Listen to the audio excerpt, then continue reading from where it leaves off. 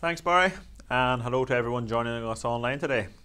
As Barry said, my name is Paul McWilliams and I'm the Technical Product and Innovation Manager for Terex Washing Systems, overseeing the product and plant designs for our project proposals.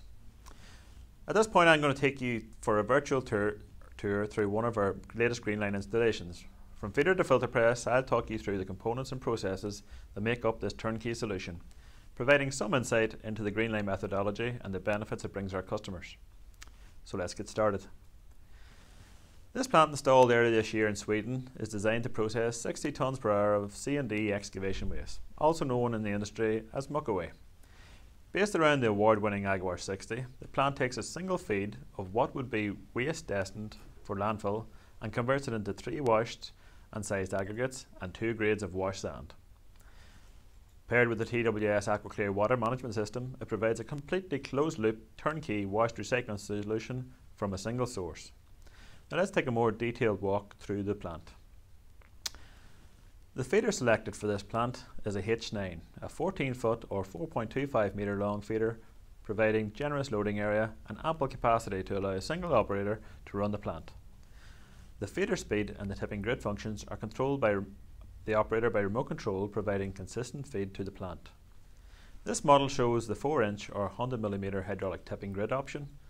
This is used to reject any oversized lumps at the feed point, but this can be upgraded to a double deck vibrating grid, which provides an excellent option for these lower tonnage recycling applications.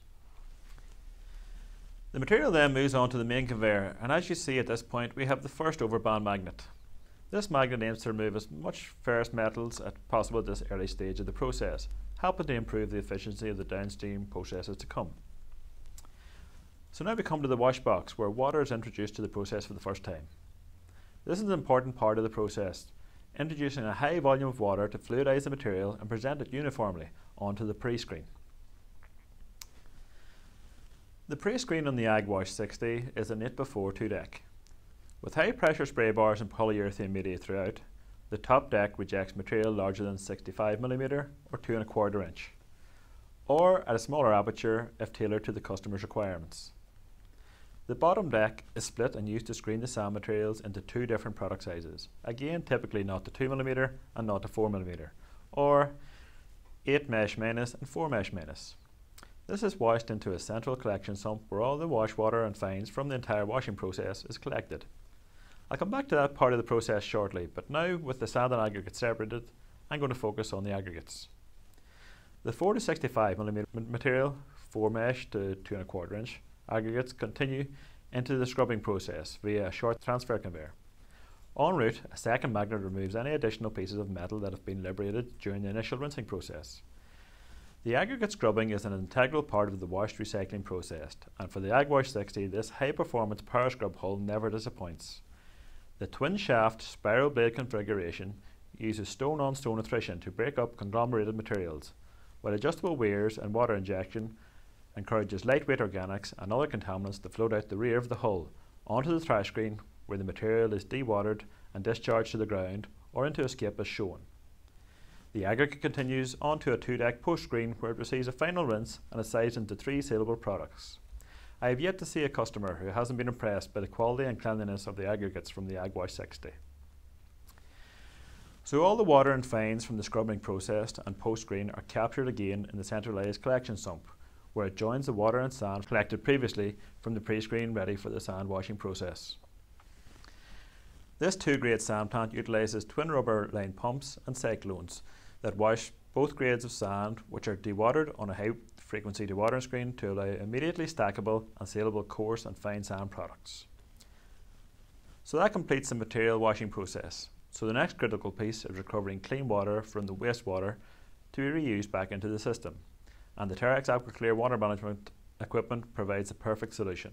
At this point, I'm going to give you a quick overview of this part of the plant, as David is going to follow with a little more detail later on. In wash recycling, due to the typically high levels of organics and lights, the wastewater is first passed over a trash screen which captures light floatable waste that has made it this far in the process, with the remainder of the wastewater collected in a sump tank, in this instance a ground sump. The wastewater is then pumped to the AquaClear rake thickener while being dosed with flocculant en route. The stainless steel flock dosing unit is housed in this container-based control room, which is partitioned to also provide a housing for the touchscreen plant electrical control system. The thickener or clarifier tank shown here is a rake style, where sludge is collected in the central cone, which has tunnel access to prevent suction line blockages and allow easy maintenance. It is also fitted with a surface skimmer. The clarified water discharges over the peripheral weir to the clear water tank to be reused in the washing process, while the thickened sludge is pumped onto the homogenizing tank in preparation for the filter press. You will see in the background a taller tank, which is the optional lime dosing system. The lime dosing option can be used to reduce filter press cycle times, thus potentially reducing footprint and overall investment. Finally, the homogenized sludge is pumped to the AquaClear FP1500 filter press, where high quality cloths and plates are utilised to capture and dewater the sludge, and clear filtered water is expelled and returned to the main washing process. The resultant filter cakes are formed and released and discharged in the bay below, ready for onward handling.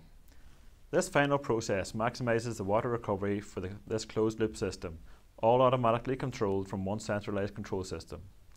So that gives you a taste of what a tailored green line solution looks like. Washed recycling as it should be.